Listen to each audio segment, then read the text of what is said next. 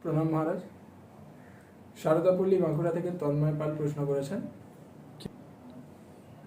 ওনার প্রশ্ন, ওমকার উপাসনার মধ্য দিয়ে ভক্ত কতটুকু সার্থকতা অনুভব করে, এবং তারই সঙ্গে উনি প্রশ্ন করেছেন, আমাদের ভারতবর্ষে নানান দেবদেবীর পূজার জন্য এত মন্দির রয়েছে, কিন্তু ওমকার উপাসনার জন্য সেই ধরনের মন্দির নেই কেন?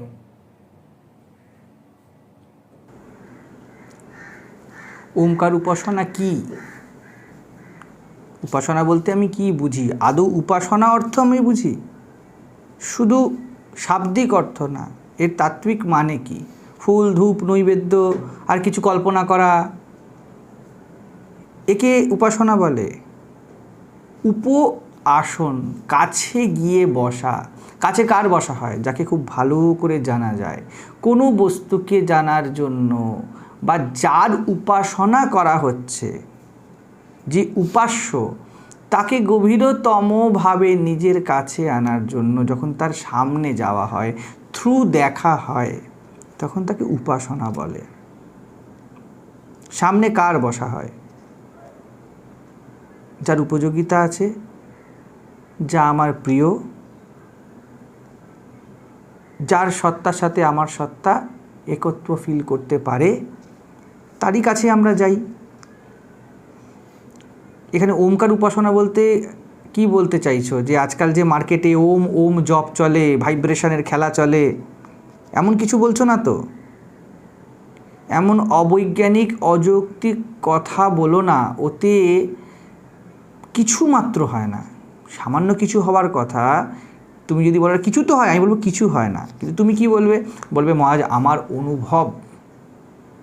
অনুভবকে অস্বীকার করছি না, কিন্তু দেখো অনুভবই তো সব থেকে বেশি ছলনা করে। তোমার জীবনের অনুভবই তো তোমার জীবনের ভ্রান্তির কারণ। যাকে জীবনে প্রেম অনুভব করে নিয়ে এসেছিল, সেই জীবনের যন্ত্রণার অনুভবে কি করে পরিণত হয়? কাল জব পেলে শান্তি পাবে মনে হচ্ছিল, আজ জব মাথা ব্যথার অনুভবে কি করে পরিণত হয়? অনুভবই তো আমাদের চিট করে। তাই অনুভবকেই তো পরীক্ষা করতে হয়। যখন উপনিষদ বলছে পরীক্ষ লোকান কর্মচিতান, এতে অনুভবকেই পরীক্ষা করতে বলছে। মদ খাইয়ে দিলে দেখবে যত বীজমন্ত্র সব হাঁটছে চলছে, অনুভব হবে তোমার। মাতাল মা কালীর মন্দিরে প্রণাম করে, তাকে জিজ্ঞাসা করে বলবে আরে মা কালীর সাথে কথা বলছি, তার কিন্তু ওই সময় বিবিধ অনুভব হচ্ছে যে মা কালী কথা বলছে। তোমার জন্য হাসির হতে পারে, তার কিন্তু অনুভব, তার কাছে রিয়েলিটি ওটা। বলছি না তোমার অনুভব মিথ্যা, বা তুমি যদি বলো অনুভব বা কেউ যদি বলে তা মিথ্যা, এই কথা বলছি না, তুমি ভুল বলছো। কিন্তু সব অনুভব অনুভোক্তা উপর বেস করে চলে। কর্তা যদি নেশায় থাকে, ভ্রমে থাকে, ভয়ে থাকে, লালসায় থাকে, বাসনায় পীড়িত থাকে, তো তার অনুভব কি করে সত্য, নির্ভয়তা আর নির্বাসনা আনবে? ওম শব্দের দ্বারা ঋষিরা কিছু বোঝাতে চেয়েছে, এবং তা খুবই উপযোগী এবং গুরুত্বপূর্ণ। হাজারবার চ্যান্টিং করে নাও, ঘর বন্ধ করে ওম ওম জপ করে নাও, মাঠে বসে ফ্রেশ এয়ারে ওম ওম করে নাও, নিচ থেকে বায়ু তুলতে তুলতে ওম ওম করে নাও, পদ্মাসনে, মুক্ত পদ্মাসনে, অর্ধ পদ্মাসনে বসে করে নাও, ভোরবেলায় ব্রাহ্ম মুহূর্তে উঠে করে নাও, ধূপ জ্বালিয়ে করে নাও। কি হবে? তোমাকে আমি লাড্ডু বললাম, লাড্ডু, তুমি কি করলে? লাড্ডুর ছবি তুলে ফেললে, বিভিন্ন রকম লাড্ডুর কালেকশন করে ফেললে, প্রত্যেকটা লাড্ডুর ছবি ঘরে দিয়ে মালা দিয়ে তাতে ধূপ দিয়ে ফেললে। বা তুমি যেমন ওমকার উপাসনার মন্দির বলছো, মন্দির বানিয়ে ফেললে, চলো লাড্ডুর মন্দির। লাড্ডুর সামনে তুমি ধূপ দিচ্ছ রোজ 108 বার করে, 1001 বার করে, 1,00,000 বার করে লাড্ডু লাড্ডু লাড্ডু বলে জপ করতে শুরু করে দিলে। একদম মনে হবে, তোমার অনুভব হবে নাভি থেকে লাড্ডু উঠছে, এক বিন্দু পেট ভরবে তাতে। আমি বলেছিলাম যাতে তুমি খেয়ে হৃষ্টপুষ্ট হও, তোমার জীবনে কাজে লাগে। আমরা শব্দ তো নিয়ে থাকি, কিন্তু শব্দের মর্মকে দেখি না, বিকজ মর্ম বোঝা পরিশ্রম সাধ্য, প্রজ্ঞার প্রয়োজন পড়ে।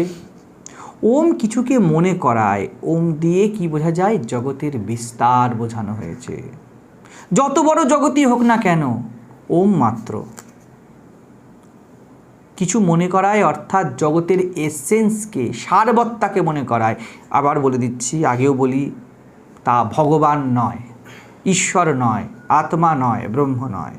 ব্রহ্মকে প্রকাশ করতে পারে এমন কোনো শব্দ নেই, কিন্তু ওমকারকে দিয়ে বারংবার এই ব্রহ্ম ডিরেক্ট পয়েন্টার হিসাবে ধরানো হয়েছে।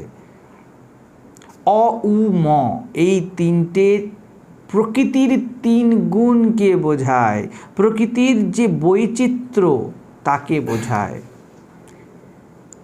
জীবকে বলা হচ্ছে তুমি প্রকৃতির বৈচিত্র্য ভুলে যাও। কেন ভুলে যাও? আরে হরে ঘরে ব্যাপারগুলো একই, সব ওম, তিন গুণ মাত্র।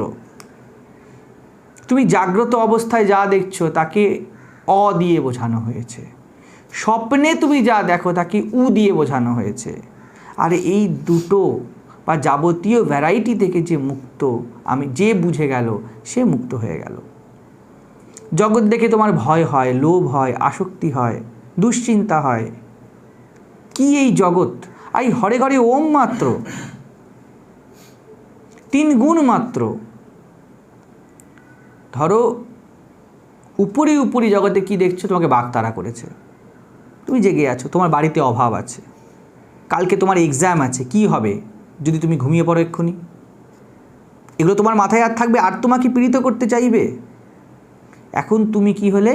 অ থেকে উ হয়ে গেলে। তুমি কি করবে এখন? এই অবস্থা তোমার কিছু করতে পারবে না। আবারও বলছি, মনে রাখো, আমি মনের অবস্থা বোঝানোর চেষ্টা করছি, কিছু সূক্ষ্ম ইঙ্গিত আছে। মনের স্বভাব হলো দ্বৈতে খেলা। এক্ষুনি বলবে আমি ঘুমিয়ে পড়লেই কি বাঘ আমায় তারা করবে না, আমি সেই কথা বলছি না, কিছু বোঝো। তোমার জগৎ ইমোশন, ইম্পালস তোমার মনের নির্মাণ। তুমি ধরো স্বপ্নে চলে গিয়েছো, স্বপ্নে শুয়ে আছো, শুয়ে শুয়ে স্বপ্ন দেখছো, সেখানে তোমাকে এবার বাগতারা করেছে। তোমার এক্সাম যেটা কাল হবে সেটা শুরু হয়ে গেছে, তুমি কিছু লিখতেই পারছো না, ভয় হবে তো? সবাই মিলে তোমাকে ধরো মারছে, ইত্যাদি ইত্যাদি, এইসবই তো আমরা স্বপ্নে দেখি। কি হবে এক্ষুনি তুমি যদি জেগে গেলে? তোমার যত ওই মুহূর্তের ভিভিড অনুভব উ এখন অ হয়ে গেল, থাকবে আর কিছু? অর্থাৎ কি বলা হচ্ছে? এই বলা হচ্ছে অবস্থাগুলো আপেক্ষিক। তুমি যে স্তরেই থাকো না কেন, তা অ উর মধ্যে। ভয় পেও না, দুশ্চিন্তাগ্রস্ত হয়েও না, লোভ তাড়িত মোহগ্রস্ত করো না নিজের চেতনাকে। এসব তোমারই প্রজেকশন মাত্র।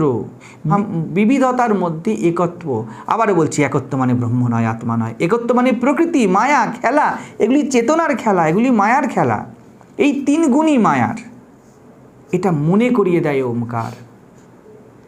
দেখার জন্য সাংকেতিক অর্থে ওমকার দেওয়া হয়েছিল।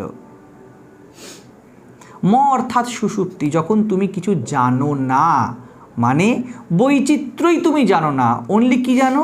নিজের অস্তিত্ব মাত্র। অস্তিত্বের অনুভব যখন করছো তা হলো ম, অ উ ম। একেই বেদান্তে জাগ্রত, স্বপ্ন, সুষুপ্তি বলেছে, বিশ্ব, তৈজস, প্রাজ্ঞ বলেছে বেদান্তে। এটাই ওমের অর্থ। তা না বুঝে, মনকে না বুঝে ক্রিয়া করলে কি হবে? সুষুপ্তি অবস্থাতে তোমাকে বলা হয় প্রাজ্ঞ, জাগ্রত অবস্থায় তোমায় বলা হয় বিশ্ব, আর স্বপ্ন অবস্থায় তোমায় বলা হয় তৈজস। প্রাজ্ঞকে তুমি সুষুপ্তিতে যখন খুব ডিপ স্লিপে থাকো, তোমার কি ঘটে? তুমি কিছুই জানো না। ঘুম থেকে উঠে তুমি কি বলো? খুব ভালো ঘুম থেকে উঠলাম। নর্মালি আমরা সাধারণত প্রাজ্ঞ ব্যক্তি বলে কি বুঝি? যে অনেক কিছু জানে, অনেক অনুভবী, অনেক কিছু ধারণা আছে, অনেক কিছু জানে। বেদান্তে কিন্তু তার বিপরীত। ঠাকুরজি বলেছিল যেটা, নানা জ্ঞানের নাম অজ্ঞান, তাকে জানার নাম জ্ঞান। প্রাজ্ঞ যে অজ্ঞানী নয়, যে বহু জ্ঞান নিয়ে বসে নেই, সে প্রাজ্ঞ। প্রাজ্ঞ সে যে বিবিধতা, বহুত্ব মুক্ত, যেমন গভীর ঘুমে হয়। আত্মা সর্বজ্ঞ, তুমি প্রাজ্ঞ। অর্থাৎ এখন তুমি লেস দ্যান লেস, কম থেকে কম জানো। কি জানো তুমি সুষুপ্তিতে? অনলি আমি আছি, এই বোধ। এটা কিন্তু চরমতম অজ্ঞান অবস্থা। ভেবো না সুষুপ্তি মানে আত্মার কাছে চলে গিয়েছি। অনেকে মার্কেটে এইসব বলে চালায়, তুমি ঘুমের মধ্যে আত্মার কাছে চলে যাও, আত্মার কাছে তুমি চলে যাও না, তুমি প্রকৃতির থেকে কিছুটা ফ্রিনেস অনুভব করো। তুমি বুঝতে পারো যে প্রকৃতি মুক্ত অবস্থার হিন্ট কি হতে পারে। এটা একটা হিন্ট, প্রতীক মাত্র, কিন্তু খতরা তোমার সবসময় দাঁড়িয়ে সুষুপ্তিতে, কারণ সুষুপ্তি তোমার ভাঙবেই। যে সুখ তুমি সুষুপ্তিতে পাচ্ছিলে, ঘুম থেকে উঠে তোমার মনে পড়বে উফ এত টাকার লোন আছে, এবার দুঃখ আরও ইন্টেন্স হয়ে যাবে। তুমি ডিফারেন্সিয়েট করতে শিখবে সুষুপ্তিতে কী দুঃখ ছিল, সুষুপ্তিতে কী সুখ ছিল, আর এখন কী দুঃখ আছে। সুখ দুঃখের দোলা থেকে সুষুপ্তি জীবকে ফ্রি করতে পারে না, সেই জন্য এটা অজ্ঞান অবস্থা। দুঃখ অজ্ঞানের ফল।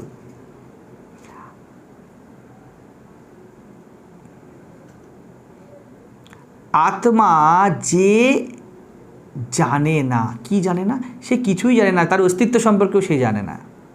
সুষুপ্তিতে কিন্তু এই বোধ থাকে আমি আছি। দুটো কাছের অবস্থা নয় সুষুপ্তি আর আত্মা, একটা নিম্নতম অবস্থা, একটা অবস্থাতীত হয়ে যাওয়া। লাইক কীভাবে বলি, ধরো স্বার্থপর আর যে উদাসী একই রকম দেখাবে অ্যাপারেন্টলি। যে স্বার্থপর সে জগৎ বিষয়ে ইন্টারেস্ট নেয় না, শুধু নিজের বিষয়ে ইন্টারেস্ট। যে উদাসী বাইরে বাইরে দেখলে সে জগতের কোনো বিষয়ে ইন্টারেস্টেড নয়, সে নিজের বিষয়ে ইন্টারেস্টেড নয়। তো সুষুপ্তিতে গিয়ে লাভ কি? লাভ বলতে এইটুকুনি বলতে পারো, সেই সর্বজ্ঞত্ব বা অবস্থাতীত তার একটা হিন্ট বা ইঙ্গিত দেয় মাত্র।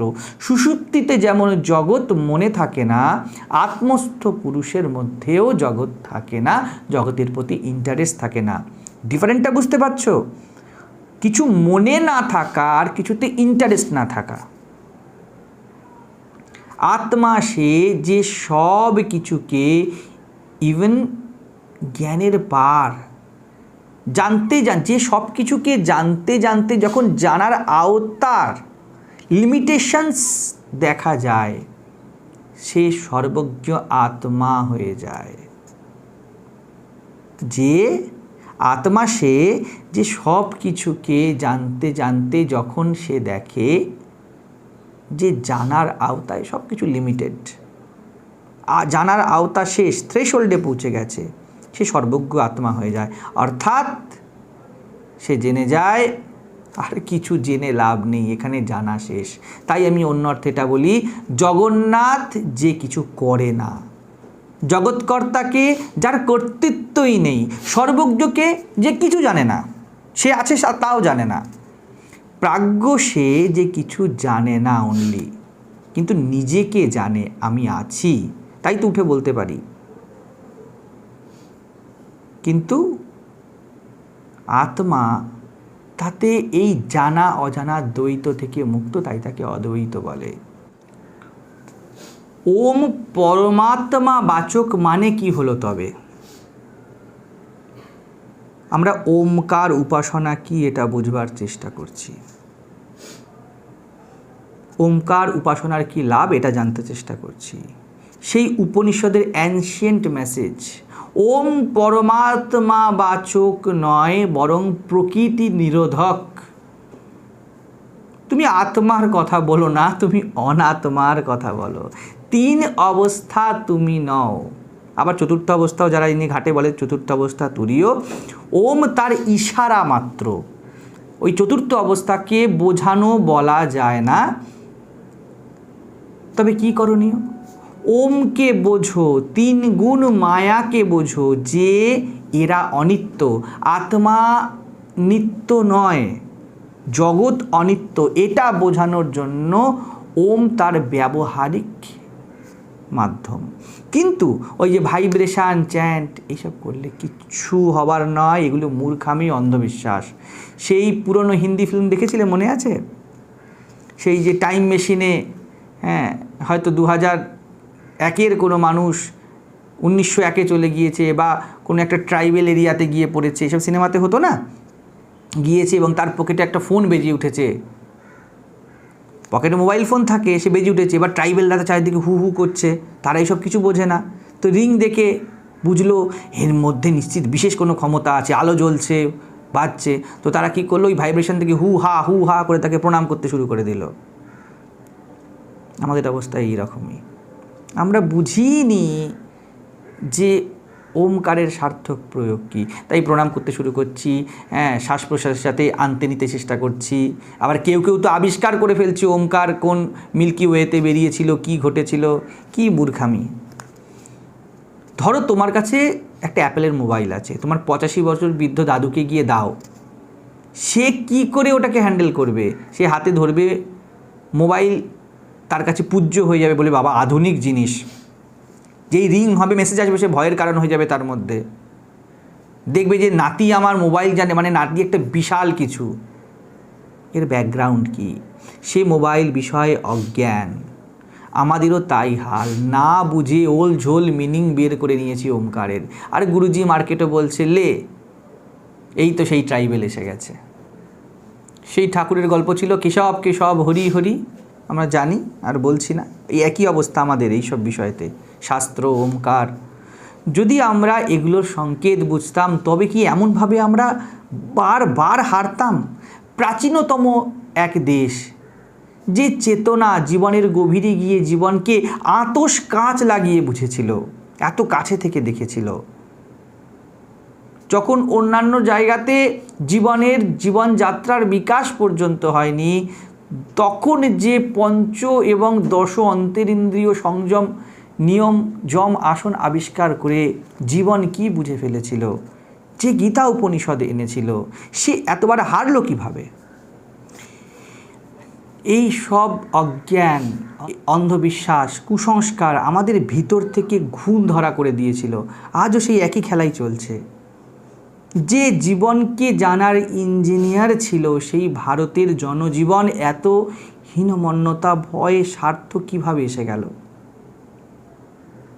যে দেহকে পর্যন্ত আপন মনে করতো না, সে আজকে সেই দেহের ভোগের পিছনে এত মরিয়া কেন?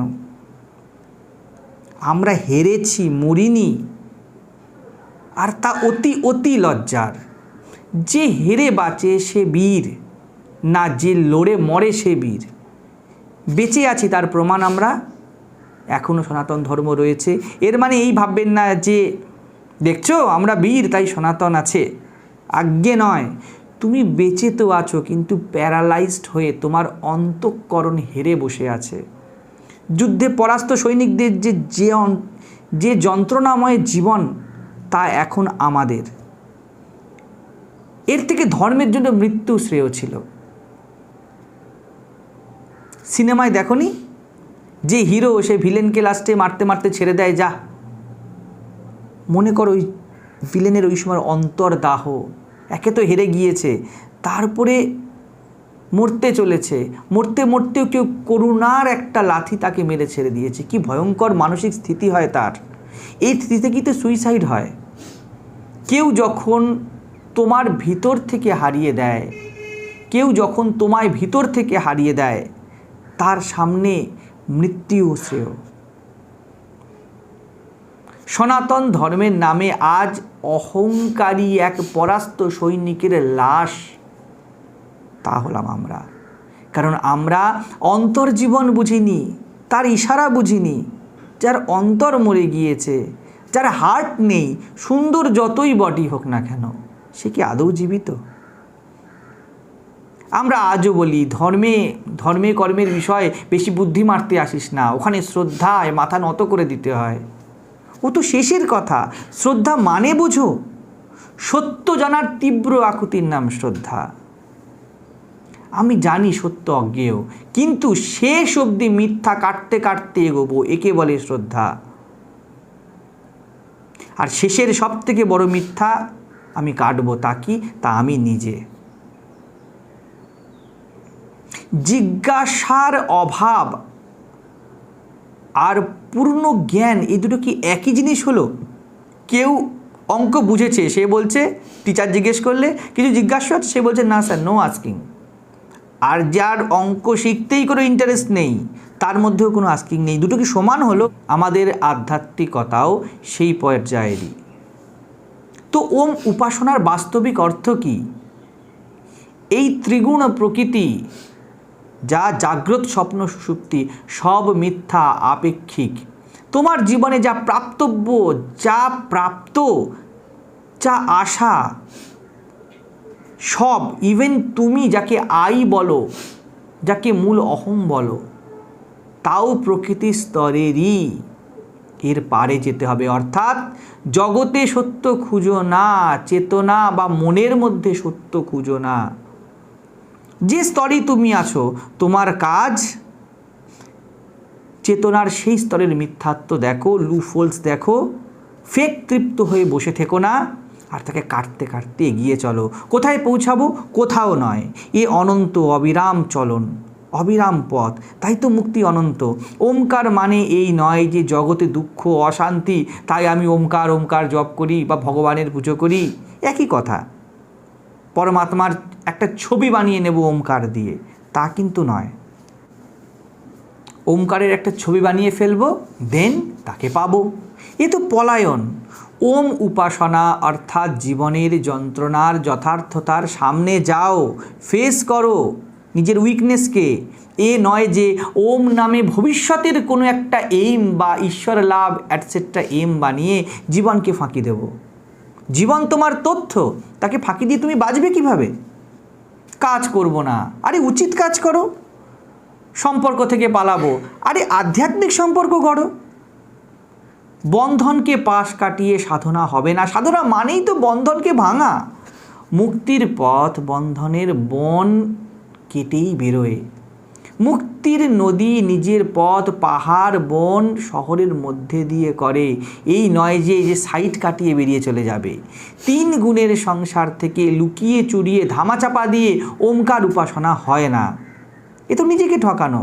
অ্যাজ ইফ জেলের দুঃখ ভোলার জন্য আসামিরা বসে তাস খেলতে শুরু করে দিল। বন্ধন ভুলে গেলে বন্ধন কেটে যায় না। বুঝছো আমি কি ইশারা করতে চাইছি? ঘরে ময়লা সব আপন করে বসে রেখেছো, আমার ময়লা, আমার ধুলো। কারণ যেই সব জিনিসের সাথে ময়লা আর ধুলো জড়িয়ে তার প্রতি তোমার বড় আসক্তি, তাই এখন ময়লাও তোমাকে আপন বলা ছাড়া তোমার কোনো উপায় নেই। যেই সব সম্পর্ক তুমি পাতিয়েছো তা তোমার যন্ত্রণার কারণ, তাই এখন সেই সম্পর্কগুলোর প্রতি যে আসক্তি আর যন্ত্রণার প্রতি আসক্তি একই পরিভাষা পেয়ে গিয়েছে। পরিষ্কার করতে হলে এই সব ফেলতে হবে, আবর্জনায় আগুন ধরাতে হবে। মনে হবে যে আমার পুড়ছে, ওগুলো আবর্জনা তুমি আপন করে রেখেছিলে, এই জন্য যন্ত্রণা তোমার। আর যখন আবর্জনাও পোড়াচ্ছ, চোখ তোমার কোথায় থাকে? পুরো মন তোমার কোথায় থাকে? চোখ বন্ধ করে থাকো নাকি? ঘর সাফ হলো চিন্তা করো নাকি? নাকি ঘরের দিকে ফিরে ফিরে দেখো? যখন আবর্জনা পরিষ্কার করছো তখন তো চোখ ময়লাতে থাকবে।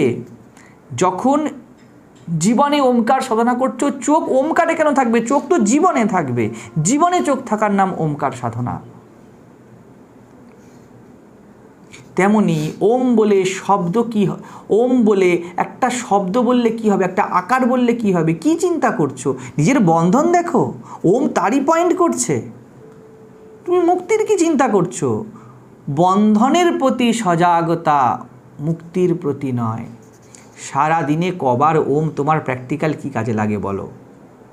ওম ব্রহ্মবাচক কম, মায়ার স্মরণবাচক বেশি। সমস্যা অহম আত্মা নয়, সমস্যা অজ্ঞান জ্ঞান নয়। তোমার প্রবলেম জগৎ না ঈশ্বর। তো জগতের কথা বলো না, কোন জগতে আছো? তোমার হ্যাপি ফ্যামিলির বাস্তবিক চিত্র কি? প্রেমের কথা কি বলছো? তোমার মোহ আসক্তি কোথায় আছে, কাদের সাথে জড়িত সেটার কথা বলো না। বিকজ সমস্যাটা কোথায়? সমস্যা তো ওখানেই। ওই যে বলছো ওমকার মন্দির নেই, তার কারণ এই, আমরা সত্য থেকে বাঁচতে কল্পনার সহায়তা নিই। ওম তোমার ভিভিড লাইফ, ভিভিড লাইফকে মনে করায়। দেবতা তোমার কামনা স্বপ্ন পূরণের, সে ভগবান লাভের স্বপ্নও তুমি বলতে পারো। সো কল্ড স্পিরিচুয়াল পার্সন তো তাই করে না? দেবতা কামনা পূরণের, স্বপ্ন পূরণের মাধ্যম। ওমকার তোমার বাস্তবিক জীবন।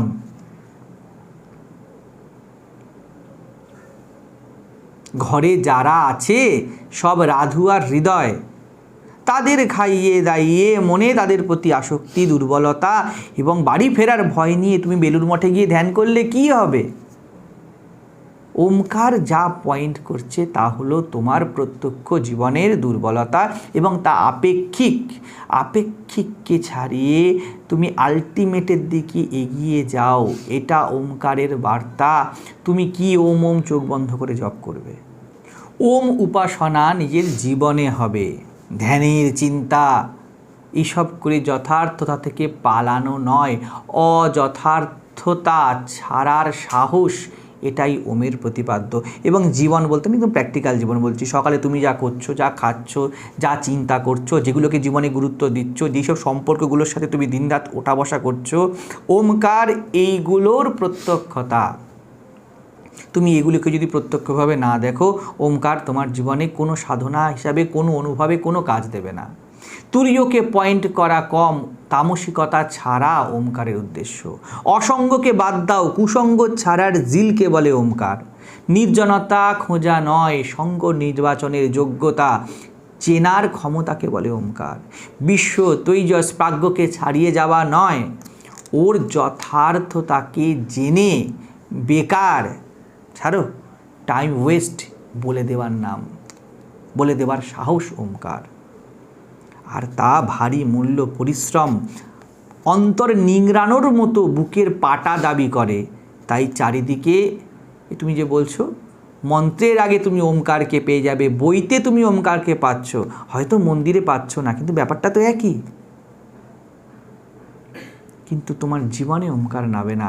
ঠিক সেই রকমই দেবতা মূর্তি তুমি মন্দিরে পাবে, গল্প কাহিনী কল্পনা ইত্যাদি চলে, অ্যাটসেট্রা দেবতাদের সাথে চলে, সেই জন্য দেবতাদের মন্দির তৈরি হয়েছে, আর ওমকারকে বইতে রাখা হয়েছে। বোথ আর সেম,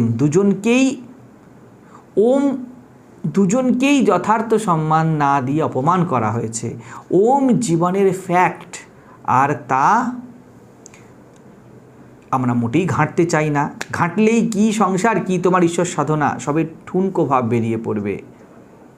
তাই ওমের উপাসনা ভারত থেকে মুছে গেছে। ঠিক তেমনি মূর্তি পূজার যথার্থতাও ভারত থেকে মুছে গেছে, শুধুমাত্র একটা খড়, কাঠ, মাটি আর পাথর পড়ে আছে। বিকজ তার জীবনের প্রত্যক্ষতার উপাসনা তার সাথে যুক্ত হয়নি। আর হলেও ওই দেবতার মতো কোনো এক কাল্পনিক প্রতীককে চিন্তা করে জীবন থেকে পালানো হয়েছে। দেবতা মূর্তি ছোট নয়, তারও সার্থক ইঙ্গিত আছে, কিন্তু ওমকে নিয়ে গল্প গাঁথা হবে কিভাবে? না ওম চলে, না ফেরে, না কথা বলে, না তার বিয়ে হয়, না তার কার্তিক গণেশ নামে ছেলে আছে, তো ওমকে নিয়ে বিশেষ কাজকর্ম চলবে না, তাই মূর্তিও তৈরি হয়নি। দেবতার নিয়ে সব পুরাণ টুরাণ গল্প কাহিনী চলতে থাকে। এটা আবারও বলছি, আমি এই কথা বলছি না যে দেবতার কোনো সার্থকতা নেই, মূর্তির কোনো সার্থকতা নেই, তার পিছনেও ইঙ্গিত আছে, ওমের পিছনেও এক গভীরতম ইঙ্গিত আছে। আমরা ওমকে না বুঝে তার অপমান করেছি, মূর্তিকেও না বুঝে সেই একইভাবে তাদের অপমান করেছি। অনলি অ্যাপ্রোচের পার্থক্য হয়েছে। নিজের রোজ নামচার তথ্য সত্যকে উপেক্ষা করে কিভাবে তুমি সত্যকে পাবে? ওমের অর্থবোধ ও জীবনে সেই অর্থবোধকে তুমি না ঢেলে মিশিয়ে দিলে কোনো লাভ নেই ওম ওম জপ করে।